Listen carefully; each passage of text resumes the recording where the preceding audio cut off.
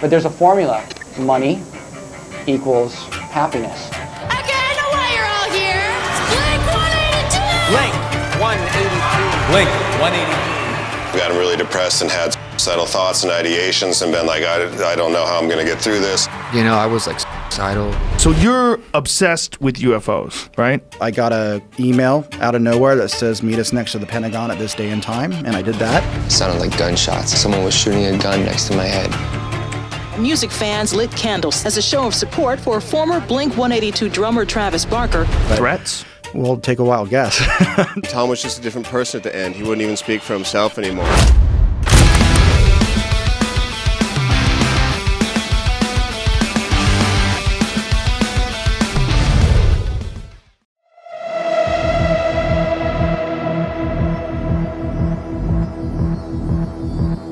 $1999 was peak MTV. TRL aired every afternoon from Times Square, and millions of teenagers rushed home from school to watch Carson Daly count down music videos in real time. What's up? Good to have you guys here.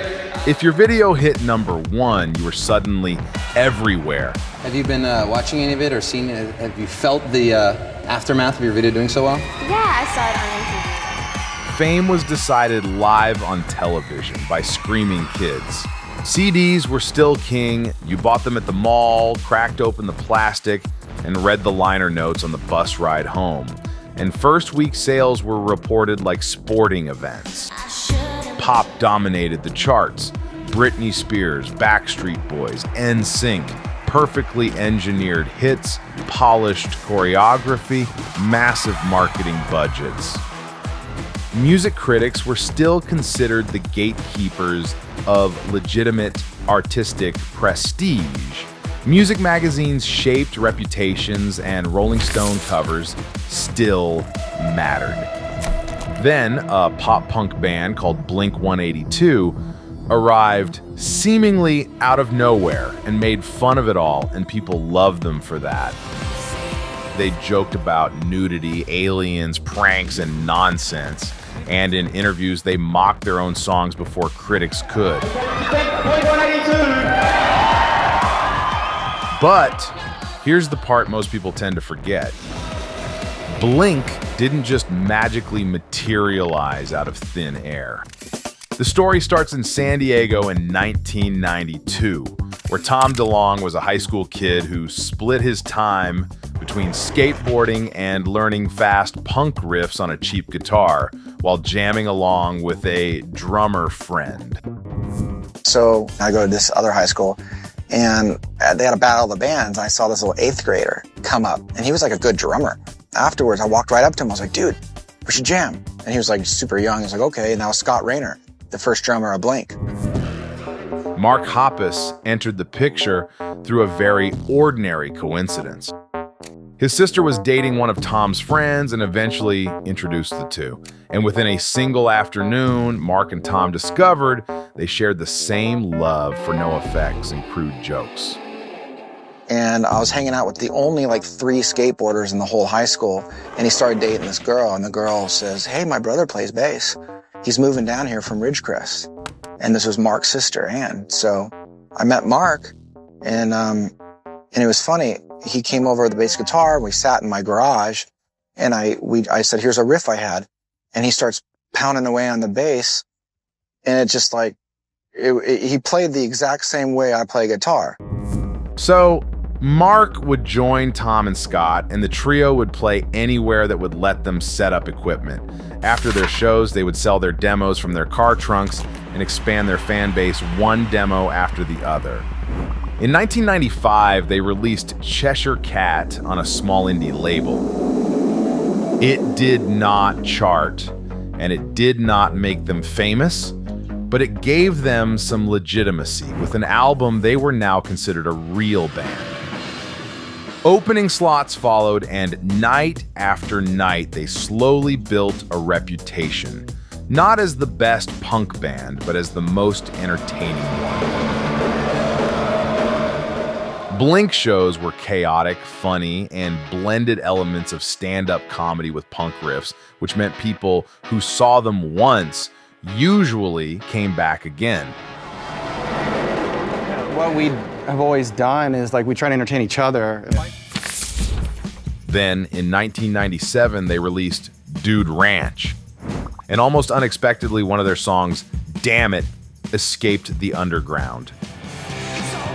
Alternative radio grabbed it first, then MTV started playing the video, which made Blink very palatable for major labels. However, this period of growth also coincided with a major lineup change.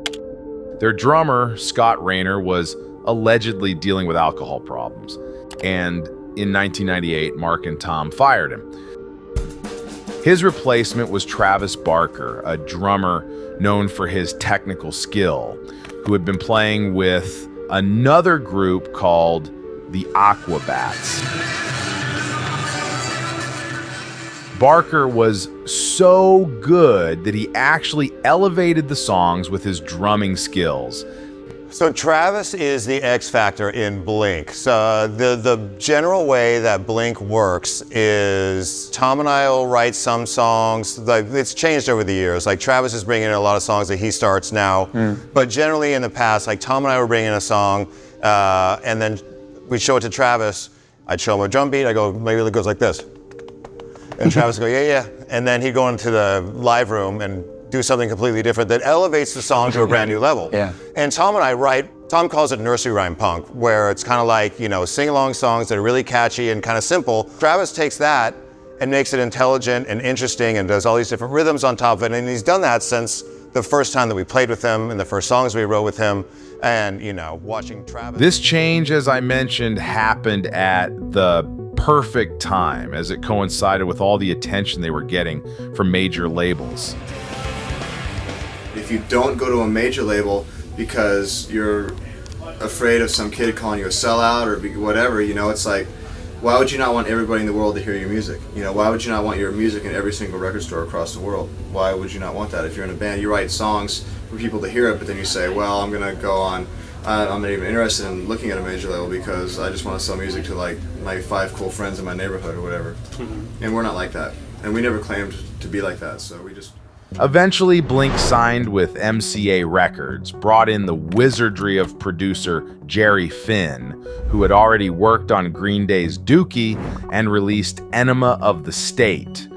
The greatest pop punk record of all time. I stand on that. I will not back down from that.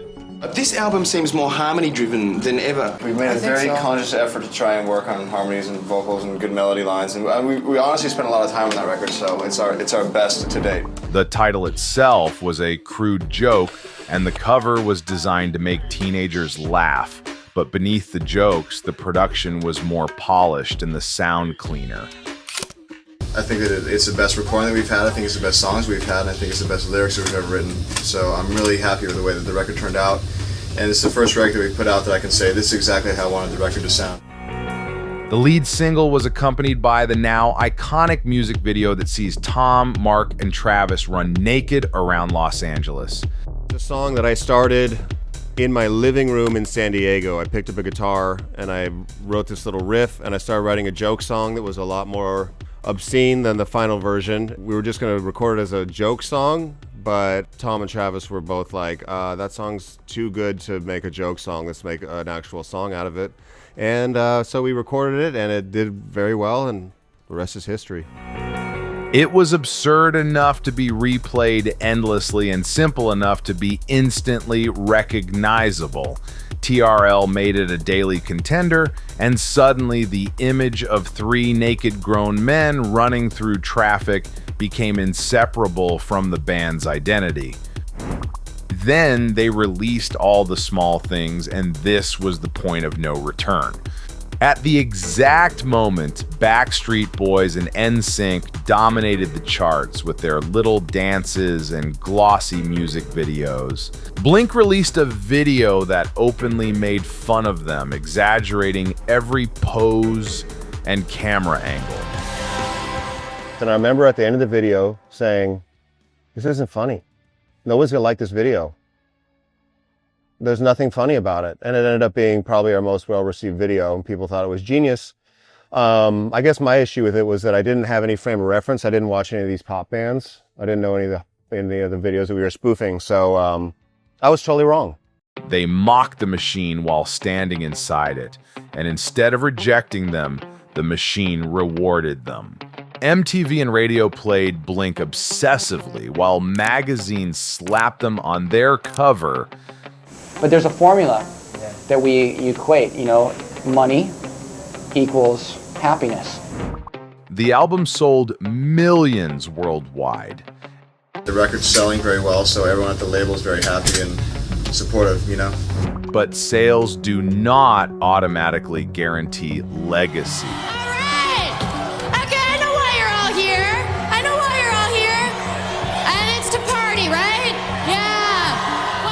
Blink was positioned as the soundtrack to being 17, and 17 does not last.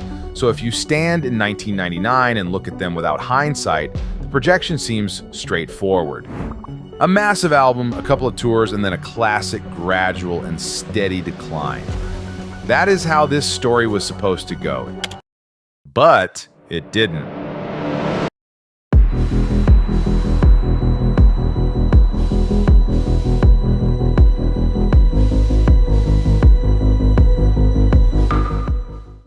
After Blink morphed into a global money-making machine, the next question was simple and brutal. How long could they survive without becoming a parody of themselves? Especially when their entire brand was built on being a joke. And how long would it take for kids to outgrow them and consider them cringe? You're only as good as your newest idea. As you know, the entertainment industry changes on a dime, and it's like, 80s rock bands were great until Nirvana showed up, This is where Adam's song matters. This is a slow, mid-tempo track written from the perspective of someone who feels isolated, depressed, and close to giving up. The verses don't feel like a joke at all, but like a sincere request for help. That's an anti-suicide song. Mark sings about being alone and believing no one would miss him if he were gone. There's no punchlines. It's simply a sad and surprisingly vulnerable song. It meant the world to me when I wrote it. It was a song that I wrote at a very dark point during the period of time between Dude Ranch and Enema of the State, where our band was starting to get successful, but I would come home and I would be totally alone and feel alone, and we'd go out on tour and I'd feel fulfilled and whole, and then I'd go home and I'd feel empty again. So I wrote that song, and it meant a lot to me because I was honest with pain and depression.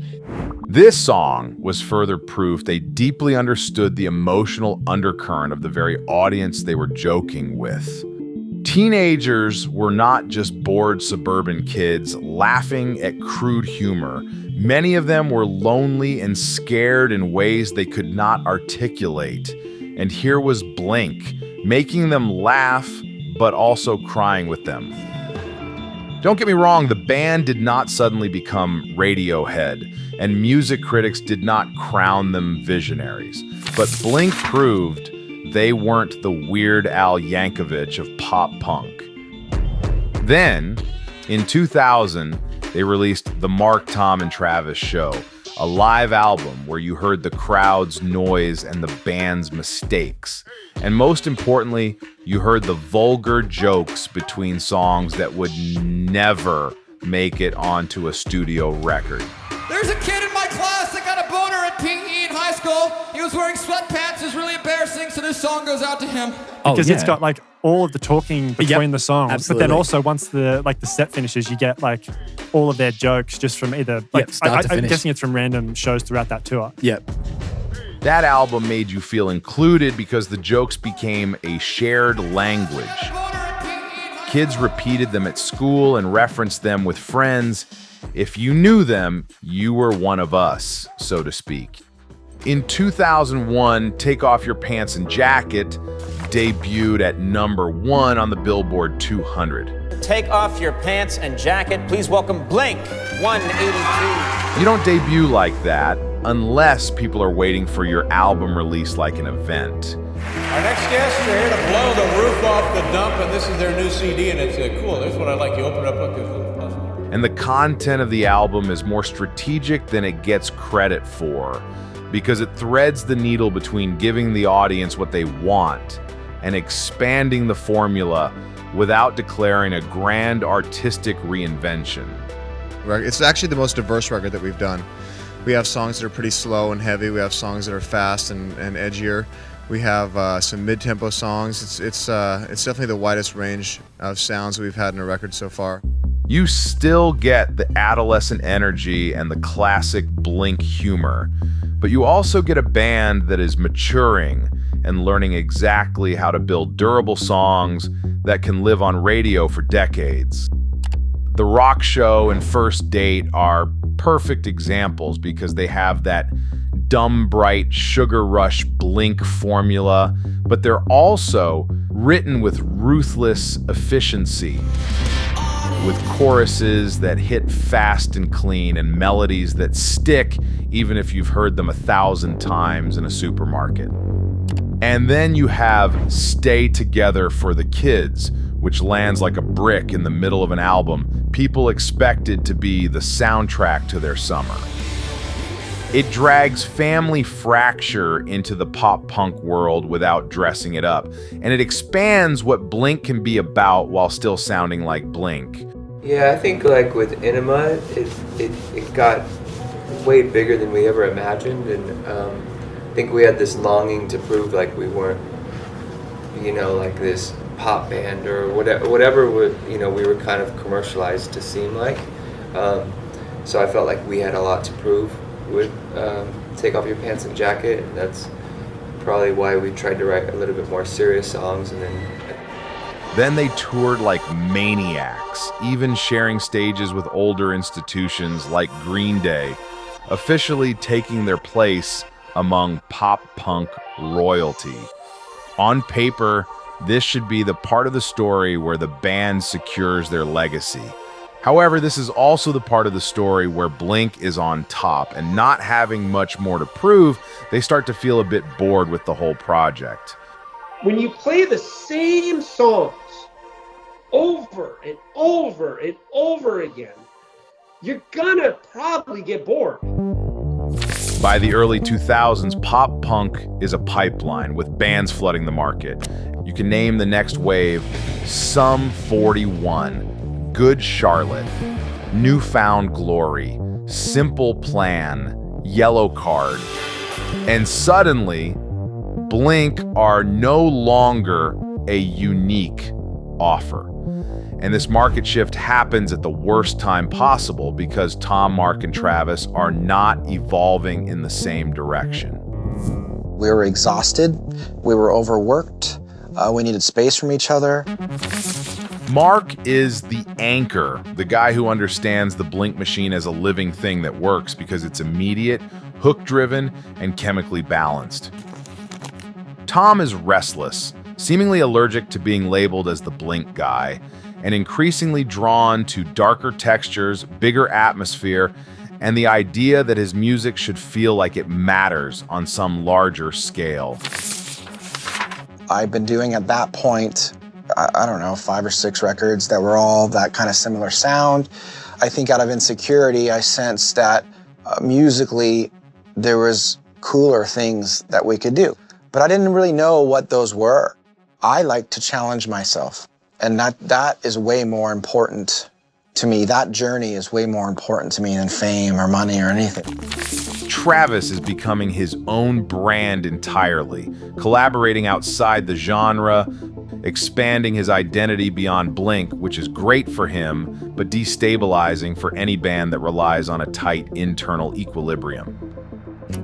Then in 2002, Tom and Travis start Boxcar Racer, and this is where the fracture becomes unavoidable. Because the issue is not just that it's a side project. The issue is that it's a side project that implicitly says, this is where the serious stuff goes.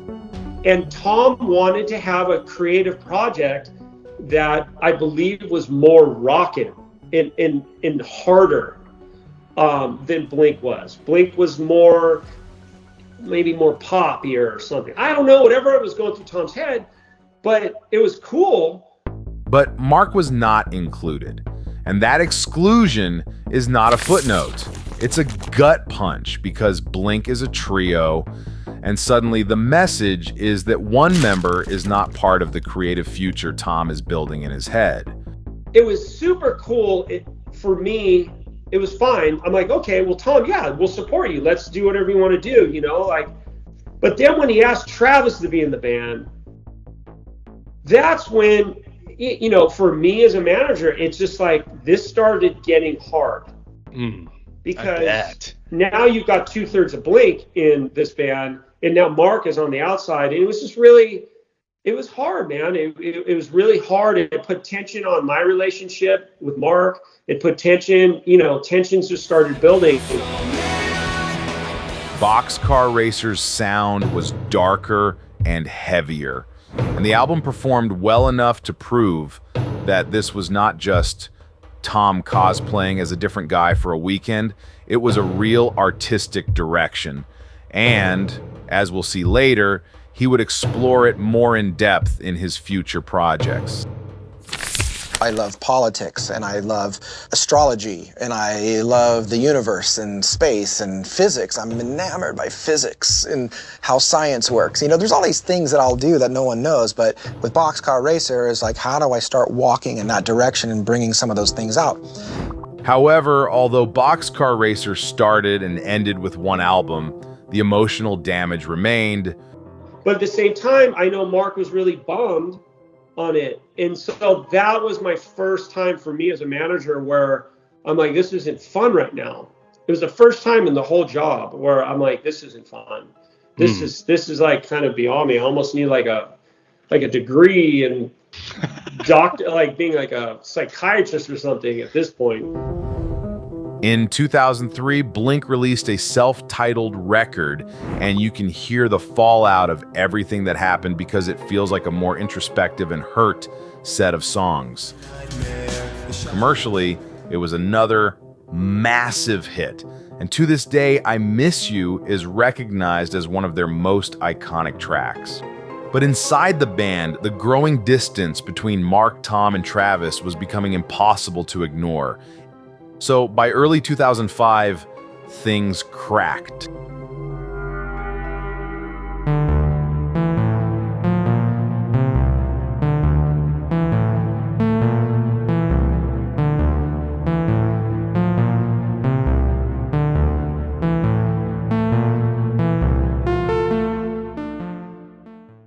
In early 2005, Blink announced an indefinite hiatus.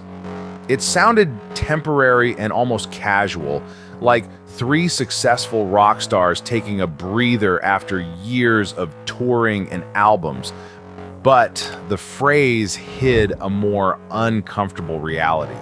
These were three people who felt exhausted, resentful, and stuck in a band that no longer matched their individual identities. We weren't 16 years old anymore, and we're approaching 30, and we all had families. We all had different needs and priorities. I don't know. At the end, I mean, Tom was just a different person at the end. He wouldn't even speak for himself anymore. He was communicating with me and Travis through our manager. And when, you know, he wanted something or needed something changed, for whatever reason, like, we would sit down, and it would be me and Travis sitting on one side of the room and Tom and our old manager on the other side of the room. And Tom would just sit there like this, and our manager would do all the talking for him at that point. So Tom moved first, throwing himself into a new project called Angels and Airwaves. It wasn't Boxcar Racer 2.0. He framed it as something bigger and more cinematic, a project where his love for music and passion for conspiracies and astrology could coexist. 12 years ago, I started the band as an art project. My goal was to have kind of a transmedia art project where there's film and books and music, and it all kind of somehow comes together. Well, I've been building that. Took a little bit longer than expected, but we have it. He often talked about changing the world through music, and the sound followed that ambition. Huge atmospheric guitars, arena-sized drums, and long emotional builds. Where Blink had thrived on speed and punchlines, Angels and Airwaves leaned into scale and grandiosity. Then all this shit happened, so I'm sitting here with like the best material I've ever done, and I said, fuck. Well, it's time to give them, it's time to give them a chance. The band built a devoted fan base, and the project was fairly successful, but it also revealed something bittersweet. Tom was trying his best to distance himself from the juvenile humor Blink had built its reputation on. One of the things that I'm most amazed with Tom about, and very proud of what he's done, is the Angels and Airwaves material. I love those records. I think they're fantastic, and I think they have tons of imagination. To know that he's made those records after meeting him as a kid and making that punk rock record together, that's a pretty huge deal, man. And I think it shows how much scope Tom has here, I think he's a very gifted man. Meanwhile, Mark and Travis moved in the opposite direction. They formed Plus 44, a project that felt more, intimate and more grounded. Yeah, we can keep the same tempo. Let's do that. Instead of trying to build something massive, they sounded like two musicians processing the emotional fallout of the breakup. The music leaned into electronic textures and melancholy melodies, and the lyrics often circled around themes of betrayal, distance, and frustration. And this is their debut CD right here. It's entitled When Your Heart Stops Beating. Please welcome Plus 44. More than some artistic reinvention, it felt like an artistic reaction. Well, the sound of Plus 44 is still developing right now. Right now, to me, it sounds like punk rock meets 80s synth rock. So there's a lot of different things, meets all different kinds of influences are in there. I mean, there's songs where it's like a hip hop beat with electric guitar over it, or I don't know, like a really trancey beat with keyboards on top of that, and some are straightforward rock songs, and some are whatever. We have like 3 or 4 songs now that are pretty much done, and a lot more songs that are just ideas, and even more to write. So we're really just getting started on the recording process, and we'll see what it ends up like at the end. Right now it's really diverse, really all over the place, and schizophrenic, which is a good thing. Both projects were legitimate, their albums charted, and their tours drew huge crowds. But neither band ever generated the same cultural gravity that Blink had. On their own, each project felt like a fragment of a larger identity that no longer existed. And by the logic of the music industry, that usually means the story is over. A youth-driven band explodes and is successful until internal fractures pull the members apart. Then side projects scatter the original audience, and when a new trend arrives, the old band becomes a sad memory. That's the script. In Columbia, South Carolina, music fans lit candles Saturday as a show of support for former Blink-182 drummer Travis Barker, seen here on the left, and celebrity... Except that in 2008, Travis survives a catastrophic plane crash that kills 4 people and leaves him badly burned. The landing gear popped. It sounded like gunshots. It sounded like someone was shooting a gun next to my head. And then the plane just spiraled out of control. I was suicidal when I was in the hospital. I was on so many drugs I didn't even know my friends had passed away. I didn't even know the 2 pilots had passed away. I didn't remember anything. I kept thinking everyone was in the hospital, including the 2 pilots, including my 2 best friends, and AM. I thought everyone was just in different rooms till about 2 weeks before I left. Wow. And then I went crazy. Then it was like they had a, 5150 case on their hands. I wasn't in a good place. So yeah, then I did a lot of post-traumatic therapy when I was in the hospital to kind of calm things down once I got through all my surgeries. And then Travis almost dying changed the emotional math, and suddenly all that band drama looked stupid. And so in 2009, Blink announced the band was back together. When Neighborhoods arrived in 2011, the world where Blink was born was disappearing. At this point, streaming was rewriting how music spread.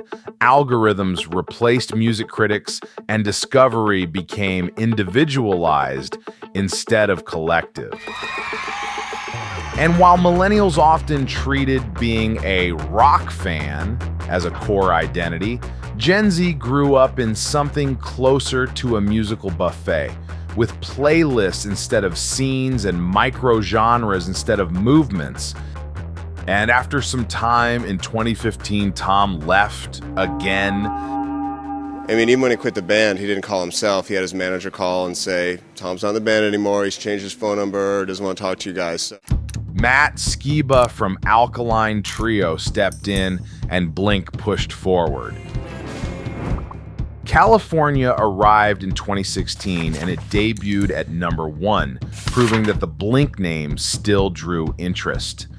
But for some fans, this version of Blink felt more like a tribute band with budget rather than the real thing. When Tom left the band the first time, we didn't speak for like 5 years, and same thing the second time. So there were numbers of years where I just wouldn't even talk with Tom, and there was so much acrimony on both sides. And while the band tried to stay relevant, the environment around them continued to deteriorate. For example, Warped Tour ended its cross-country run in 2018, closing one of the last physical gathering points for pop-punk fans. Rock radio continued shrinking. Hip-hop and pop dominated Spotify playlists. And if this were a movie, this is where Blink would sadly, and for some, finally, give up and die. But once again, something unexpected happened. In June 2021, Mark posted something that nobody expected to read. He had cancer, stage 4 lymphoma. I was playing video games and I was talking with my son who was away at college, and I felt a weird thing on my shoulder, and 3 days later I was getting ready for chemo. Yeah.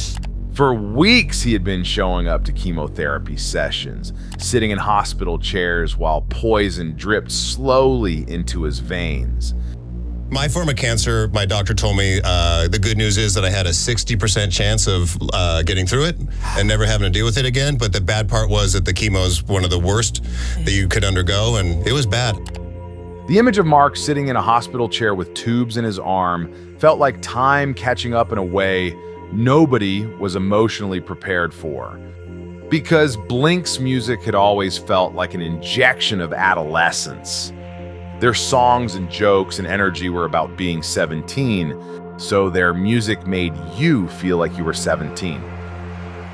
But suddenly, Mark was fighting time and mortality, and the kids who discovered Blink on burned CDs and TRL countdowns were not 17 anymore. Some were parents, some were exhausted.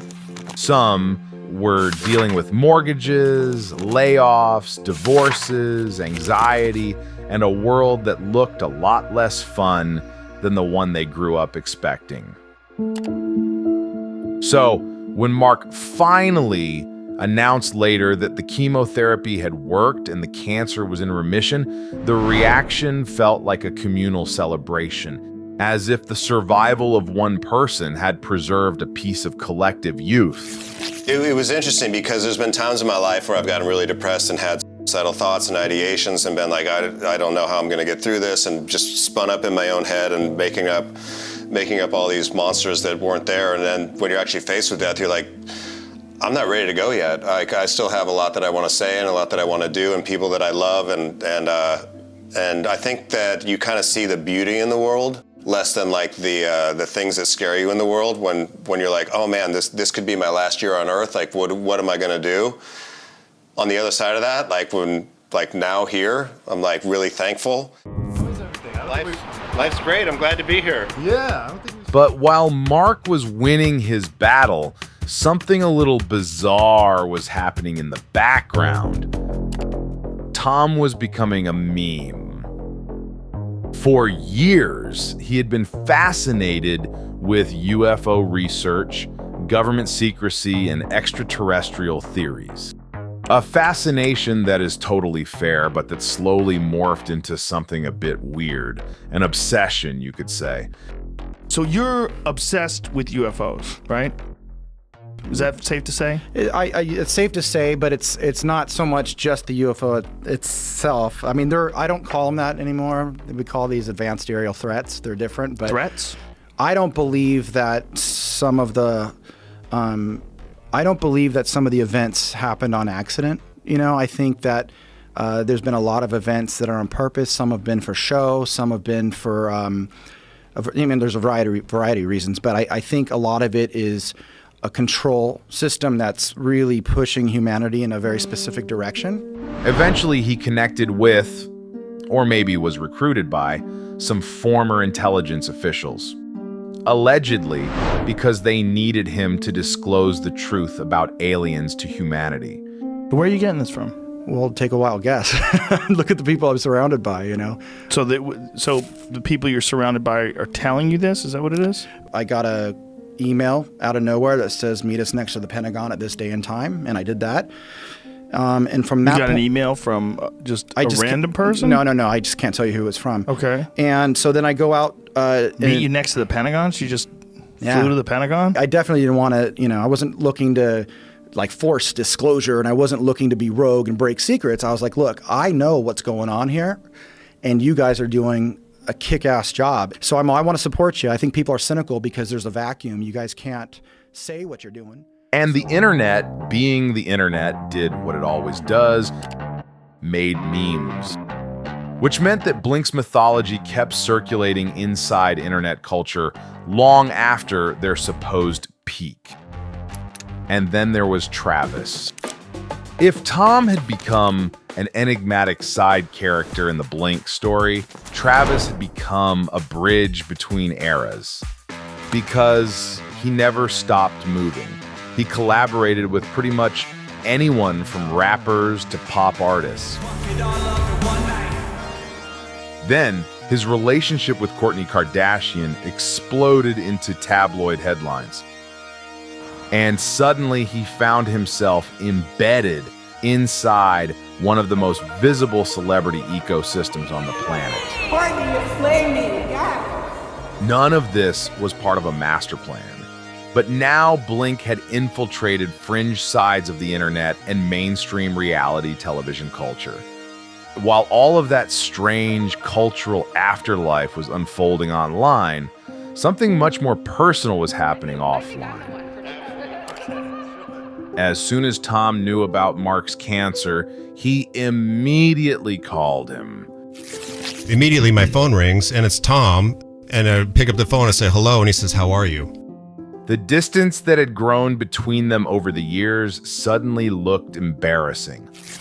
But then the cool thing is that when we got back together both times, the first time was after Travis had his plane crash. Right. And then the second time was after I was sick with cancer, that Tom calls up and it's like none of the bad things even happened at all. It was like he just snapped back into best friend mode, and that's how Tom has been. The cancer did not magically solve every problem between them, but it stripped away the ego layers that had built up over decades. And once their friendship came back into focus, the idea of playing together stopped feeling like a business decision and started feeling like something much simpler.